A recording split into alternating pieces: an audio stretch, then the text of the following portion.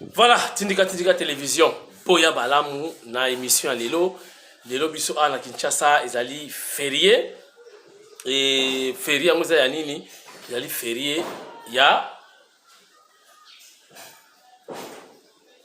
Boyebi lisusu. Bango bayaki awa le 17 mai mokolo to lalaka te esengo. Tozaki bana mike toyebaka te tolobi ke mboke bongi ba libérateur baye. Tonobe lozo ba rebelle. Tant que tu vas rebelle, tu vas libérateur, tu vas libérer bino na pasi ya Mobutu, esclavagisme, dictature, bayaka boy, na basapatu ko. Bozomona. Tangu baye, baye libiso maloba, na ba promesse kitoko. Tu vas kobikisa bino pour afdele zaki alliance, hein. Na kata alliance wana mutu na ide na ye. Basangana ki. Ya on zobi ba Rwandais na ba Ugandais. Bino bo agressa biso. Bo ebite ni netika na mutu na biso. Et comme on normal hein, bo agressa biso. Mukolo oyo Congo ko agresser Rwanda na Uganda. Et vous avez l'histoire. Bon c'est vraiment mon cœur, toujours président paye bien, moi na Nzambe alingi makama prière trop fati wana bozomona. Mkoto kozwa président lisusu lokola Mobutu na ebite Rwanda soki leo nikotikala kuna. Rwanda wana na Uganda boye bake bokotsa biso nyongo ya agression.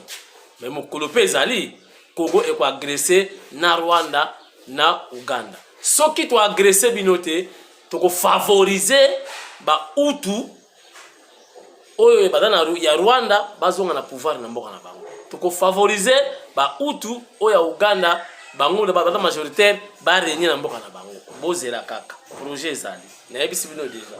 Donc ba tuti bo tumbola biso e bo yebi mokolo retour ko sala mati.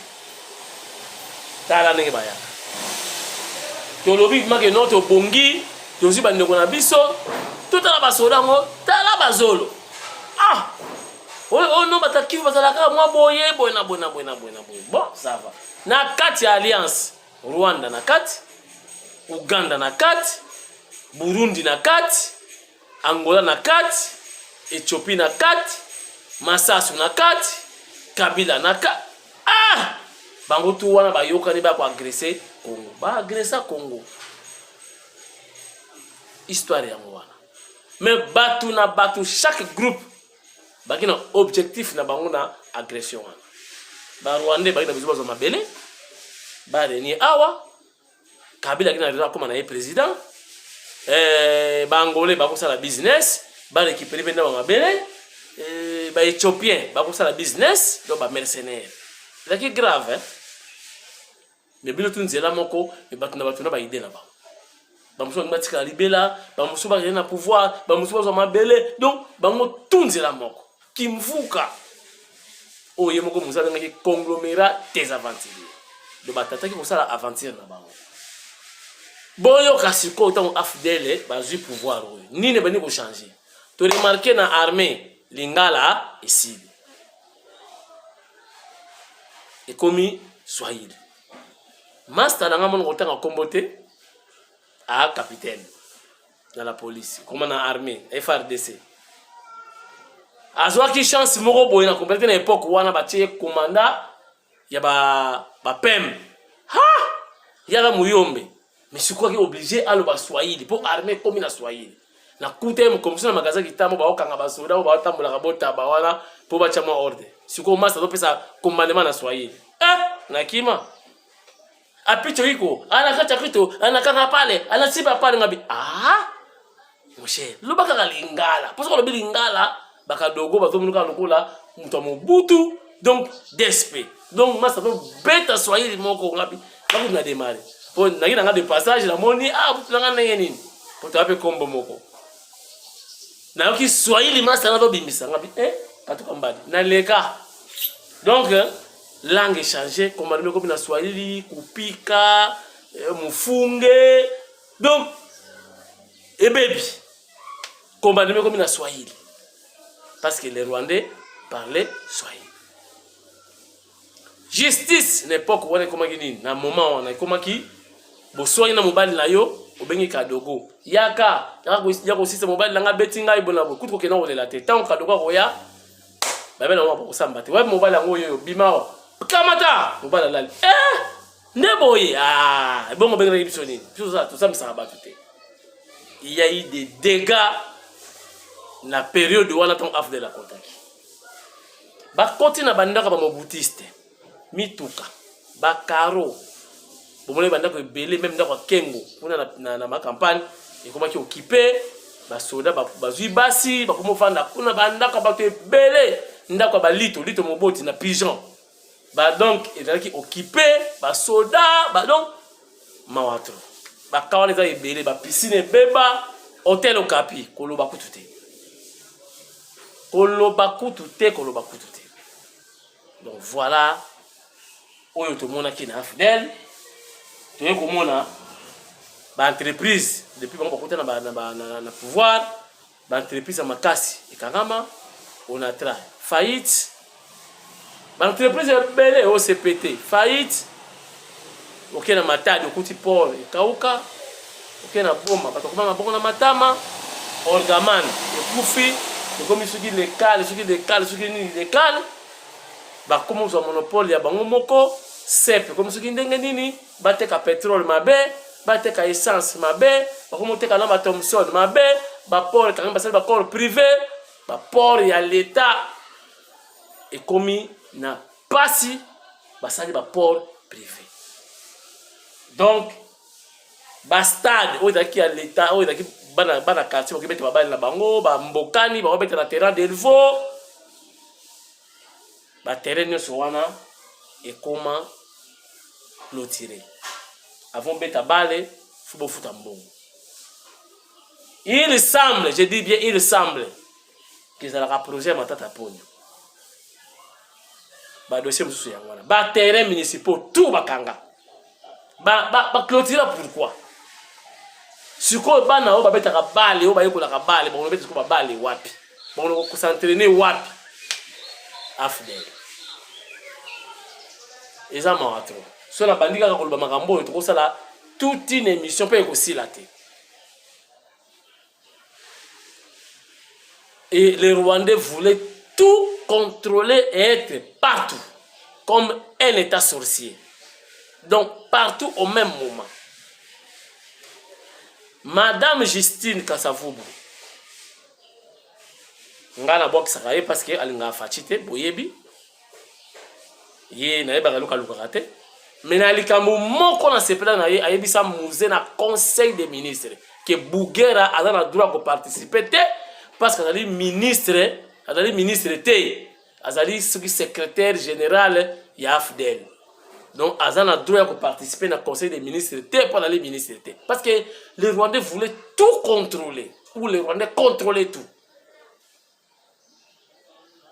Aebisa Penza, musée, Kebougera, Fabima, le conseil des ministres. Et comme il faut opposer, bataille entre Bougera et Justine, c'est important. Donc, Justine a démissionné. Alors, c'est-à-dire, les Rwandais pesaient plus qu'elle. Donc, les Rwandais contrôlaient tout.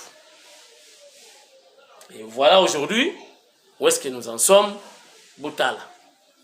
Ba université, Mobulu. Makambutu, Mobulu. Bokeka na ma campagne awa. Kota Saint-Luc. Bokeka na nzela ebeba. Ma campagne o ya Maréchal Mobutu. Malgré qu'il qui passe, mais ma campagne ndenge ezalaki ma campagne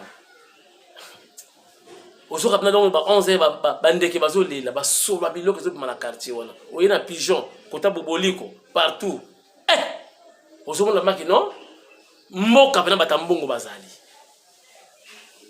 mais kena na ma campagne otala banzela kere kota parler de mar botala banzela mabulu moko boko ndimate pigeon et comment on teka ba mai ba comment teka crème ya 100 francs na pigeon tina ma campagne bondi maté banzela ebeba à l'époque so bozi ministre na veni ministre abongisa nzela mais bata afidèle wana bayaki donc makamo ba na ngote nzela ebeba yepa ko lekana plukutu pou aleki na yepa non donc lelo fête ya bato yo nzimwanka do bayaki nde ko exploiter biso baye koyiba biso ba minéraux.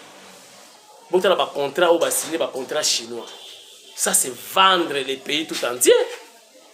Donc ba sali ba contrat moko okoyi kondima te. Donc ba contrat moko oyo donc congolais kutu moya se retrouver zate, congolais kutu moya donc par na ye zate. Ba signer ba contrat miso ko kangama. Ba teki mboka. Yango moni sikoyo États-Unis d'Amérique abimisi manzaka. Alaki sibina ki non azana fachi ensemble. Ba revoir ba contrat. Yango boyoka ki président ya Chine a bengi fachi na téléphone. Ba solo libe fachi sa yebisa ki kake faut revoir ba contrat wana. Malgré les hommes passent mais les institutions restent malgré ça. Mais faut pas revoir ba contrat wana contrat chinois et les contrats ya COP contrat ya mabe. Pour nous la République démocratique du Congo. Maintenant, les États-Unis, à part ça, les Chinois, les États voyous, moi, je suis allé pour contrôler les minéraux. Il faut que les gendarmes et il y a Mokilia Zarawana en collaboration avec Fachi Béton. Et il va contrat échanger avec Fachi, va contrat comme gagnant-gagnant, 50-50, 50-50. Bon, tu respirer mouké, totala, ndenge FRDC, adosa la musala na Est. FRDC, ndenge beta na Est. Et bon, yoki déjà ba écho que les groupes armés, bango moko ba komi prêt, ya ko déposer ba arme. Pour ba yoki déjà le kito, ba yoki avant-goût, ba yoki introduction. Na soutien ya peuple congolais. Tala nenge déjà bango moko bandimi pour déposer ba armes. Bon tala na musala message à FARDC pour les groupes armés. Regardez. Porteurs d'armes et aussi aux porteurs d'armes étrangers, les groupes armés étrangers. Nos frères qui portent les armes aujourd'hui nationaux, s'ils sont patriotes, ils vont déposer d'eux-mêmes les armes afin que nous construisons ensemble la paix. Mais ceux qui seront réductibles, nous allons les pourchasser parce que c'est une imposition de la paix. Nous allons les pourchasser jusqu'à leur dernier retranchement. Ces déplacements des autorités militaires dans ces territoires suscitent l'approbation de la population à l'état des sièges. L'une des solutions efficaces par rapport à l'insécurité dans notre territoire et dans notre province. Vous savez, il y a plus d'une décennie, nous avions souffert de la guerre et cette guerre est causée par nos milices normalement, nos enfants propres. Et si l'État lui-même se prend en charge de dire qu'il vienne intervenir, nous venir en aide, de éradiquer ce virus, vraiment nous l'applaudissons avec véhémence. Tous les moyens ont été débloqués par le gouvernement de Provence pour que cette route soit praticable dans un bref. Voilà, donc voilà Botali vidéo. Nous ma pinga bala déterminé pour que la paix ils allient retrouver dans Est. Na kan kokolo balobi na batu balobi makabe belé fait. Obi ka Congo dinga zala kabilo baloba oh ba take kan kokolo oh ba rebelle oh boy na boy non. C'est-à-dire bobi na kan kokolo ba soda na biso ba koma ko vana na cité. Ne ba non oye na église omoni cité na kata église. Mais oye na cité omoni église. Voilà. Donc na kati ya kan ba soda ebele ba sundola kan ba zo banda ko ba tia ba civil bango ba kena ba na cité. Bozomona. Donc ba soda ba comment on va na cité le camp ba civil mais ba civil ebele ba kena ko va na camp. Mais la plupart ya ba civil va na camp mingi ba criminel parce que yoki na camp ils a pas si ba ke éthique la convocation na camp. Et ba na ndengeni. De ba non ko ebele ba timbela makamona ba zo ba na ko futa na camp. Aye na cité sali crime na ya ke na camp a Melami. Bozo lukisa ye ko beta 2 mois bimakate atana kata camp. Boki luki na camp ndengeni. Donc quand il commence à civil, quand il commence à Kuluna, quand il commence à Bakuzu, quand il commence à indiscipliné, faut qu'il y ait de l'ordre. Donc ndebo moni sikoyo ordre ba ko kota ba cercle que quand ko pona ko identifier qui est militaire et qui ne l'est pas. Donc ils a juste pour le cadre de l'ordre et banque sabiloté, bon ça la paix affecté. Je crois l'état militaire ba sala musala na bango. Voilà. Kuna bomona ki commandé ba condamné ba ba musulman penati donc nga domona bango bazali ba infiltrer na kati ya islam ba musulman bo dénoncer ba infiltrer sinon ba ko bebisa image ya religion onga lingaka mingi. Je suis chrétien mais na ba musulman mingi pona nga na monaka ndenge nga na monaka ba musulman ba banga nzambe ko leka biso ba chrétien. Mais alors moi ça m'a étonné bozo boma mutu bozo gaga Allah akbar wana bazo ba musulman ti. On est comme des mususu, on est comme des terroristes. Alors ça devient très grave. On est condamné à mort et bandit. Donc ça dit on est comme une charia. Donc voilà, c'est-à-dire condamné à mort na commencé à les sili bino sikoyo ba infiltrer à islam bozongisiam. Donc pour nangai na koyebisa ba musulman bon dénoncer bino moko soko moni jama moko boye omona ka clarté. Ozomona ka moi meti azo ba swahili moi trop mingi ba uti kota est wana. Donc baye ba côté là déjà ba tout ba ya côté kuna ba sangani na ba tout moko po ya politique na yebisi bino vérité. Donc ba noko ba zana kata ba solo déjà mais na ndenge faux ba liko déstabiliser mboka lokola ba liko kokotsa est déjà pe ba ngoli ko ba créer na kata centre ville. Donc ba jama ba imam ba mwalimu bino nyonso bosala ka musala ya nzambe ya solo na koseka na bo dénoncer ba o nyonso ba venir ko bebisa ko salir image ya islam awa na Congo pona yoki wana fuite na pesi bino balobi soki se répéter ba ko kanga islam pendant toute une année activité ko sala. Est-ce que ça bien ta kabino bolinga ko sambela trop ko le kapso ba chrétien 5 fois par jour bozo sambela siko ba ko kuta yo otanira taper boye umu kwata et ça va bien te bozo mon donc Bob dénoncer bino moko na malembe ba infiltrer o ba contre na islam. Voilà, ce qu'on toke na masolo ya Moïse. Cher internautes, ngai na dako kamwa. Mbongo eza eloko mabe. Moi mon père disait quand les chiens a l'argent, on l'appelle monsieur les chiens. Retenez. Quand les chiens a l'argent, on l'appelle monsieur les chiens. Donc, kaka po aza comme na mbongo bo benga ye messieurs. Mais yo yebi bien que azali Moïse aza congolais ni de père ni de mère. Bon yebi. Mais vous les Jackie, les Safou, les oh je suis banane. Hein? Ba Francis bino nyonso soutien yaza la candidat. Bino c'est ça la sorcellerie que Fatia zo lobela. Kindoki yango wana. Kindoki yango wana bo yebi très bien Moïse aza congolais yemoko na cha vidéo awa na tindika Moïse yemoko zo bakelo papa langa azakala ba grec azali juif abana ko sala pêche akufa bakunda ye na Israël côté ba bombe zo ko ya kuna donc ba roquette ba palestinien na ba bombo ya bango zo boire à partir de ba avion ba ni ba school ceux qui mo zo beta kuna. Voilà kuna ce que zo yinda do ba bombo wana tata na Moïse zo yokango et ça l'a raté. Comment muto boye bibna kino aza congolais ni de père ni de mère et bolinga dans la tête de ces pays bino boza ba congolais bozo ndima un étranger diriger bino pourquoi bino bo ça ma capacité Jackie tu es intelligent yumo ko tchali bayate na présidence tu non liberté ko foteo. On a quelques voix. Atta 4, atta 5 voix. On peut bien. Comment y a une campagne il y a Moïse? Oh! Pour l'année. On a sous-estimé pourquoi? Il y a une voix et Moïse. Hein, Jackie? Non. Moïse a cause de la candidature. Azali Congolais. Ba poste mususu oui, et cause on est dans la poto. Mais vous avez la présidente de la République, premier ministre. Pour Moutako Linga Congo, les Kabiso Congolais azate. Moutako Linga Congo, le Kola Yo Jackie azate. Moutako Linga Congo, le Kola Francis azate. Mais comment vous avez privilégié les étrangers? Ngai, Nakata vous avez billet en Angola. Baïbisi Ngai, pas commandé à la police angolaise. Baïbisi Ngai, attaque au PCO billet. Au contraire, vous avez angolais.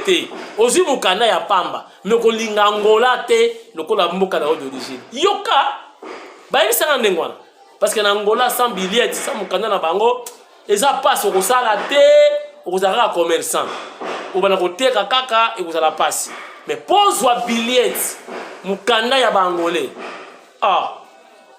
bayebisanga bakopesanga te bayebisinga te opesi mbongo tokopesa o te parce okotikala kozala angolais te okolinga mpe angola te mpo okosalisa angolais te mpo eza mboka na yo te okoya kosali bafere okei na yo mpo oye cope officier ya angola kotayebisanga ndenge wana mais comment bino bajaki boza kondima Katumbi azala président na mboka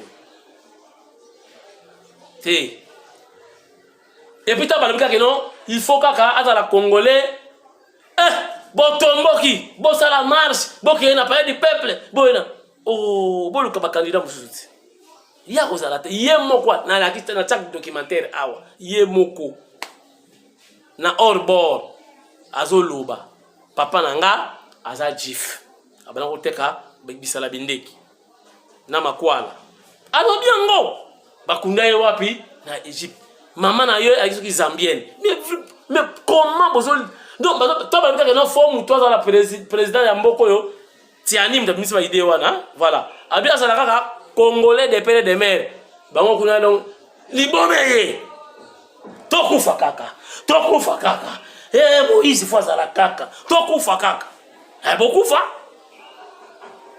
arozala te nga molobeli Fatim na ebisi na rozala te arobima pe te mais rozala pe te faut to battre pe mboka oyo oza dépotoir te n'importe qui a ou ceux qui voient comme président kaka boy bomoni yango nini wenza bayaka bomoni kongo wenza bayaka n'importe quoi arozala te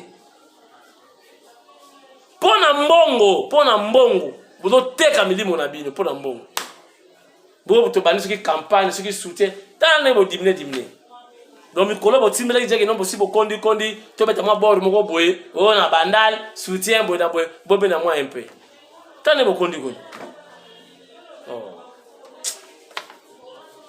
bon botala sikoyo ba groupes armés ba komi prête ya ko potika minduki ba pesa ba condition mais il a déjà signe de faiblesse déjà merci na FRDC na senga bino boye la ngata mo ba bord wana ba Pentagone on botindeli ngati c'est pas grave pour faut soutenir FRDC bota la vidéo nenga ba komi pré bango moko ba déposer ba arme ba intégrer armée nationale voilà mais FRDC lobby oyo ba ko tarder kaka et Taliban. Regardez.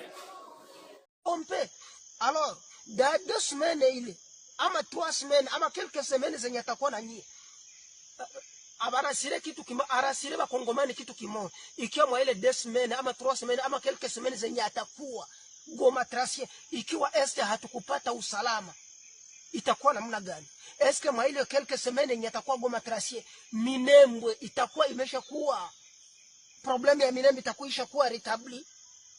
Sasa kuko secret yenye inafaa tubafichulie komba kongomani, kila mkongomani aamke alamushe mafikiri yake, tuache kutembelea tu mugiza ba politiciens wako natufunika tu wanatufunika na njoo nchi kwenenda. Consécutivement à l'appel lancé par les chefs de l'État congolais, le mouvement politico-militaire Ndouma Defense of Congo, NDC rénové, actif encore dans plusieurs territoires à l'est de la République démocratique du Congo, vient d'exprimer sa volonté de déposer les armes et participer à la pacification de la région et du pays en général. C'est son leader Mouissa Chimwera Igudon qui l'a dit devant la presse venue à sa rencontre en territoire de Massissi. Toza prêt nangonga nyonso kokende kotika minduki peto amboatepa na oyo président lobaki ke pacification surtout de l'est ou pacification de la République démocratique du Congo.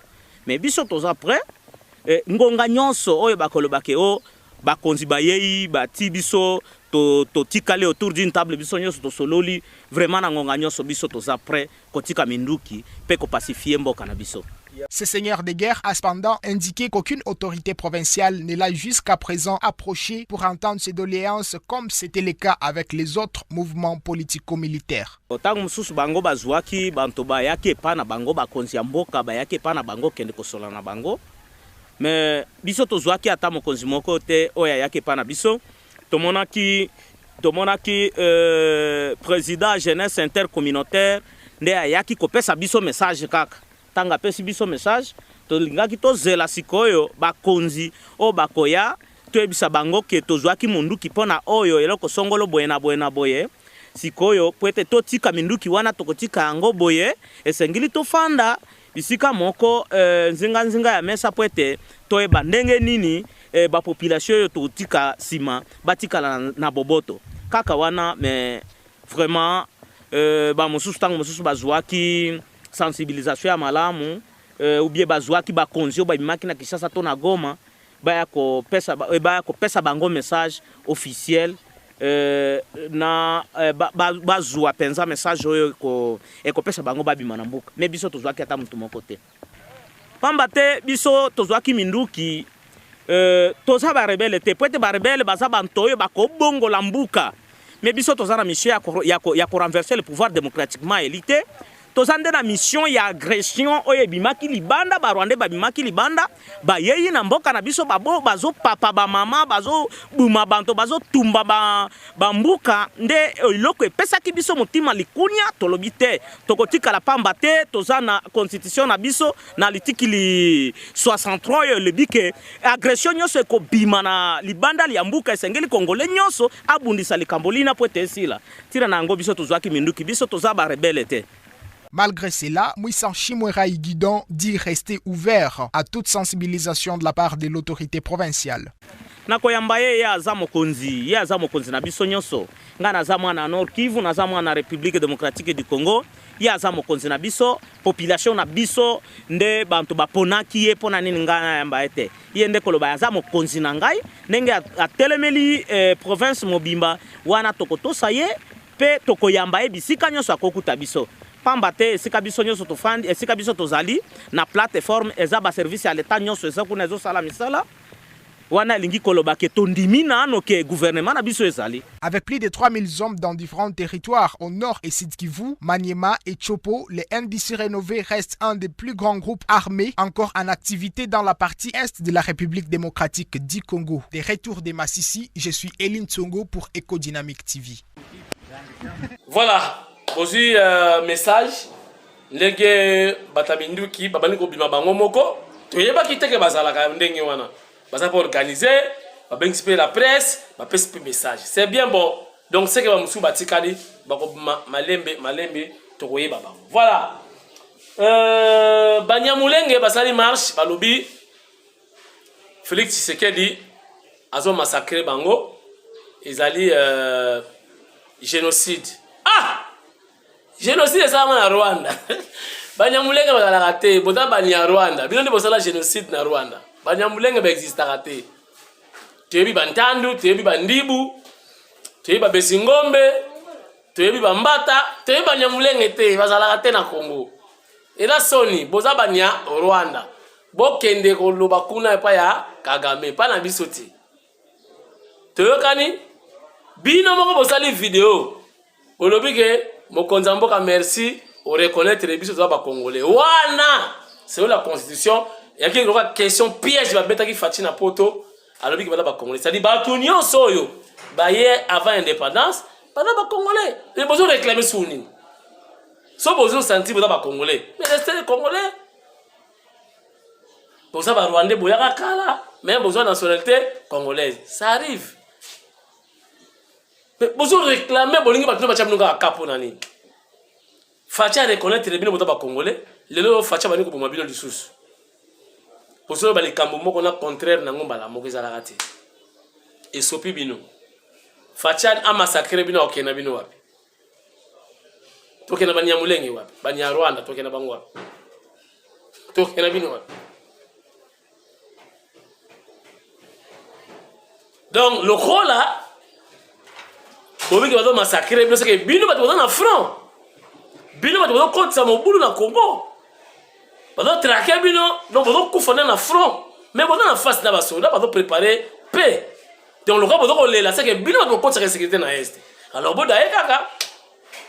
On a la guerre, on a la génocide, on a la guerre. Pour faire face à l'armée nationale. eza agression te, eza rébellion te, eza massacre te. Boyebisa nde bandeko na bino baza kuna babima ba quitter les groupes armés. Babima na bango batika. Sinon bakosila. Non bosali marche te. Bokosala donc marche donc bana gambela ti on revoir Kinshasa. Voilà. Nazoki message moko drapeau et pasuki drapeau ya Congo na pays du peuple drapeau munene wana na kele ko sala enquête na komi kuna basi balongoli yango de ba ocha drapeau asika et puis na sepel papa mboso ba kati pelouse bazo bongisa ba minda tout vraiment beauté bani kozonga na pays du peuple. Donc bravo les filles mboso qui salomé banda ya solo. Gouvernement congolais, gouvernement ya Fachi comme c'est un mois déjà hier. Donc le 16 avril, le 16 mai. Donc un mois déjà, il y a le gouvernement de Wario. Tu as 2 mois pour te sentir bino. Donc 100 jours na bino, faut te sentir en paix. Donc tout total. Et ça que tu peux à maboko. Si tu as 10 mois, tu bandi be miso, tu mbazazo e bandi. Voilà, parce que tu as besoin Fachi à réussir, Fachi va voter massivement. Mais hier Azan Zambete parce qu'on aider le gouvernement. Mais ce gouvernement va ça la ministre après 3 mois to bandi sous tumbazazo to ko tumba transport pour les étudiants mo mboka après mettre qui ba étudiant et le moment opportun pour comment on a transport mon bout passe à la rango ba c'était très tout ça ils alaka déjà donc ils ont mabete couper ça ba étudiant moyen de transport ce soir yo raté parce que to filmer non ils ont raté. Tika ça la boulot na nza mapesa ke musala wana ya koloba ke tombetani. Voilà. OK. Donc tout c'est là ce qui moment ekoki ba transcrire ça peut belé ba pesa na ba université pour ça ba étudiant pour na transport. Nathalie journaliste moko aleke pa ya lo wara ba pero. Abana ko sala na chaîne ya Pius Mabwilo RTG ya. Type wana il n'y a pas de barabie, il n'y a pas de barabie, il n'y a pas de barabie. Si vous avez avec discuter, vous avez syllabus. Bon, on a été. Ne mettez pas les sons. Bon, et puis, si vous avez un moulouba, alors vous avez un mouanga. Malinga Tshisekedi télépère, alinga pe fatité. Banda kala ki mutape perdre. Bon, et puis, le type wana, matanga mo be mutu mo akufaki, mère mo moulouba bo akufaki na bandal. Fachi président ya parti na comme chef de l'état te Fachi akine matanga ba barret womba zalaki patron na ipa zalaki puis mabwilu tunai matanga wana na bandal ngala kinengida kamera na ki Fachi na tsola tindikati journaliste wana zalaka na matanga batika kuna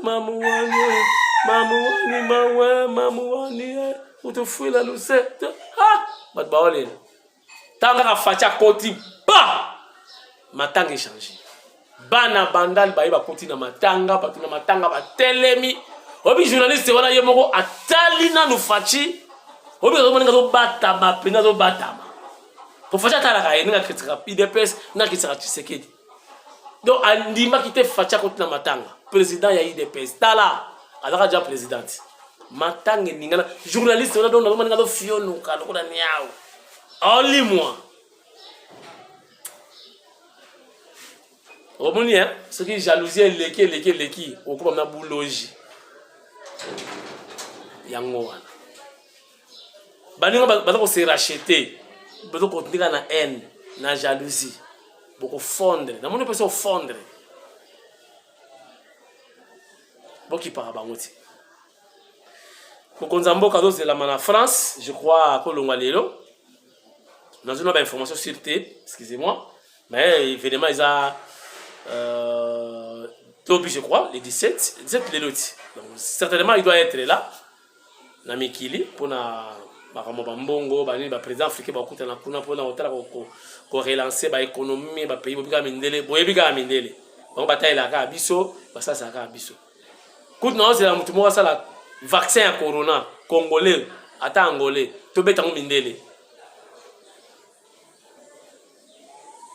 Mukoni to ça la banque paye à biso to dire ça mindele mbongo est-ce que c'est possible Le président de Kiev, Fachi, à Okende. Président, il y a le nouveau président, l'homme fort, il y a Tchad, à Osalawana.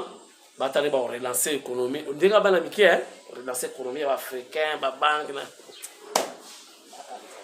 Fachi, ça va casser, pardon, on va faire beaucoup de mindele au Penza. C'est ce qui est possible. Comme je suis dans le Congo, tu es ici, président de France, tu es ici, roi de Belgique, tu es ici, Ander Markel, tu es ici, tout baye na noir. Tu peux savoir que bon ah! So pour qui tu connais la guerre dans Mindele. Comme un dictateur, TV5 na France 24, ba belu yango pas, ba pesa instruction. Peta biloko. Ah! Bogoyoka. Facha bangine sika dans la chouette. Akende kaka. Akende kaka. Nangaki na yame prochainement. Na oyaka. Prochainement. Soka facha zesu na mikili. Prochainement na ozalaka na kati. Na ratende touro, c'est pas grave, c'est une partie remise. Na oya touro. Merci beaucoup. Na directeur Eric Nindu, na rozela ba image, na ba photo, tindelanga Tokabola. Mon directeur, mes respects, mon chef Eric Nindu, numéro 1, il y a presse présidentielle. Eric Nindu, Eric, TH, toujours humble comme son chef Fachi Béton, toujours humble. Pour me connaître, je vais mettre le à Kazaka. Taille! Ma veste à somme, Mikolo, Fachi Beta. Tout le bélagon Mikolo, taille! Et c'est quand les péqués Souki, et c'est quand c'est Souki. Merci à la vidéo, c'est votre Tindika Yalelo. Vous allez fier de présenter l'émission Lelo. Mais nous présentons avec beaucoup de regrets pour nos bateaux. Comme le patron, le boss, il y a un immeuble.